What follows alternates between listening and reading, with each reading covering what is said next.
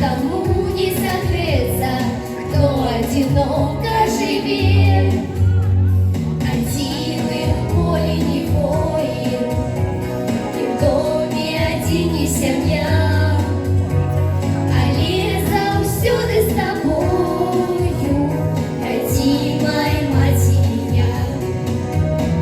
Один и в поле не воин, и в доме один не семья,